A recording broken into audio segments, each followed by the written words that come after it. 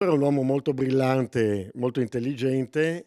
Io quando così lo giudicavo verso persone che non lo conoscevano, dicevo sempre che per me era un'intelligenza inarrivabile. Sempre molto amichevole, vicino, molto diplomatico, cioè aveva tutte le caratteristiche per essere un grande leader. Ricorda così Nicola Tognana, scomparso ieri all'improvviso a 73 anni, Sergio Bellato, amico e per decenni, dal 92 al 2005 al suo fianco, con vari incarichi in Confindustria Treviso. Profondo il cordoglio alla notizia della morte dell'imprenditore che ha fatto crescere e portato avanti le industrie di famiglia e nel campo associativo era diventato punto di riferimento dell'imprenditoria trevigiana e veneta.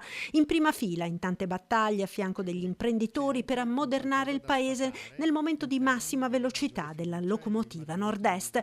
C'era lui alla guida degli industriali nel 96 con la clamorosa protesta degli imprenditori che consegnarono al governo le chiavi di 3.000 aziende. Lungimirante anche quando nel 99 fondò un'industria a Treviso con la fusione tra Confindustria e Apindustria. Non riuscì però a prendere le redini nazionali dell'associazione. Nel 2005 tentammo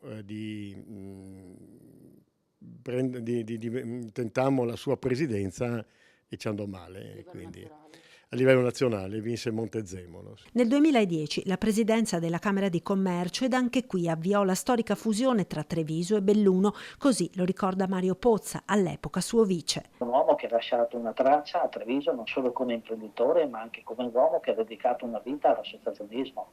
Il suo impegno in Confindustria a vari livelli, dal livello provinciale, regionale e nazionale. E questo è anche uno degli elementi che ha fatto sì che questa nostra Treviso possa aver avuto quella visibilità, perché era in un momento di grande esplosione del modello del Nord-Est e lui è stato la guida di Confindustria proprio in quegli anni. Nicola Tognana lascia la moglie Maria Paola, i figli Filippo, Mattia e Gaia. L'ultimo saluto venerdì alle 11 nel Duomo di Treviso.